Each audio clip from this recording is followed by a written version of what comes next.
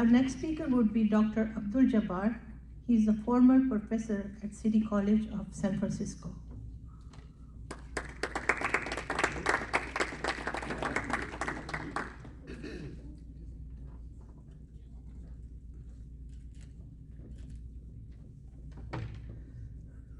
Assalamu alaikum, everyone. I want to congratulate my friend Ghazali Sahib on his 8th book, the first 7, and I've read all of them. So this is quite an achievement, and this book is not just for Muslims, but also for all those people who want to understand Muslims and their grievances. I think there's the problem. The West doesn't really understand what the grievances of the Muslim world are. So he has done a wonderful job, verifiable data, facts, and he has kept his own opinions to a minimum. Sometimes I kept saying to myself, come on, Ghazali bhai, I want your opinion.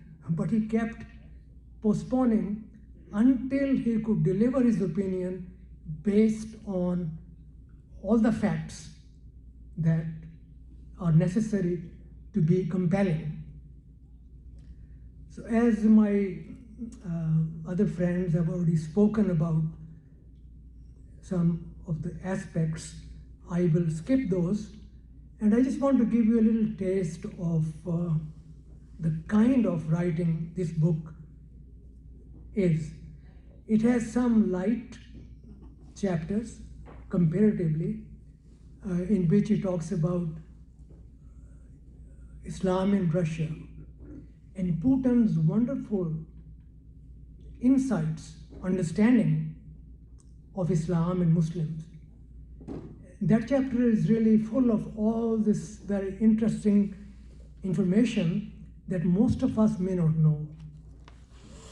For example, Putin says that Islam is not a foreign religion. It is indigenous in the sense that Muslims were there for a long time, and they are a part of the culture of Russia. I've never seen any Western leader talk with that respect about Islam.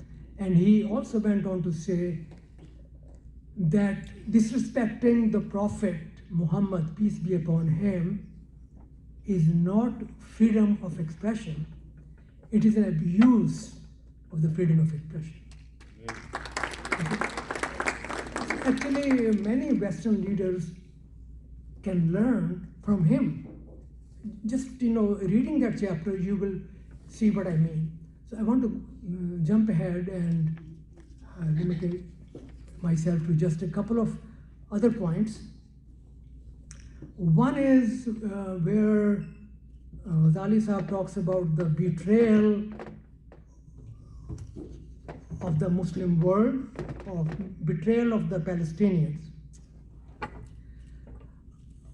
And this is a reference to the Ottoman emperor, who was approached by Theodor Herzl.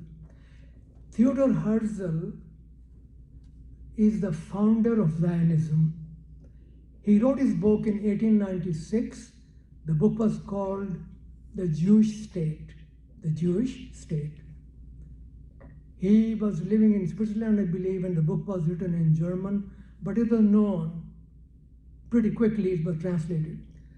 So I think it was Sultan Abdul Hamid, the Ottoman emperor, and Herzl sent him a message through an emissary. He offered something which would be like $2.5 billion to the Sultan if he would allow the colonization of Palestine. And it was his response that I think we need to pay attention to. It is in that chapter, Betrayal of Palestinians by the Arabs. You can read it. He said,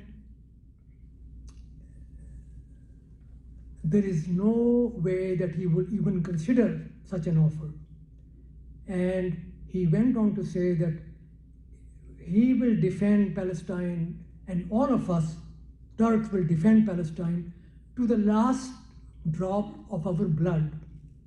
So that is the predecessor of Erdogan, who said that to Herzl. Unfortunately, even Erdogan cannot say too much, or he can say, but he cannot act on certain things he would like to, because one superpower, the US, will trample it. They're ready to do this kind of activity anytime. So unfortunately for the Muslim world, as Ghazali Sahib has very clearly explained, we are very much the victims first of colonization directly by countries like Britain, France, and now we are the victims of neo-colonialism, which is inflicted on us. I call that indirect colonialism.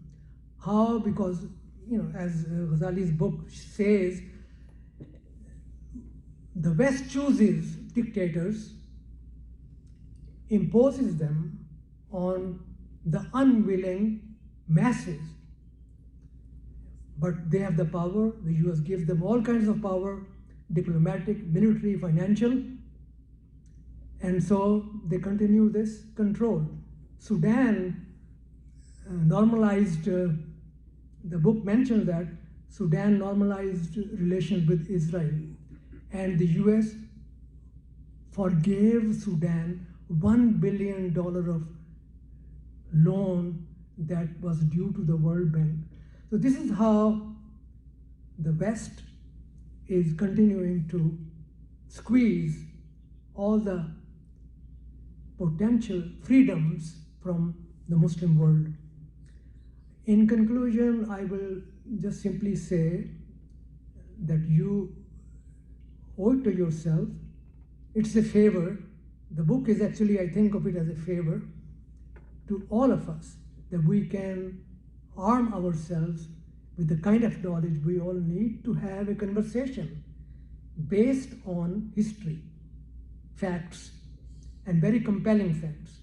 So once again, congratulations, Ghazali Sahab, and thank you for writing this book.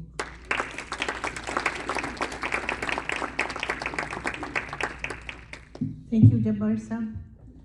Before I invite our next speaker, I would like to invite all of you to please check a website called Muslim American Alliance.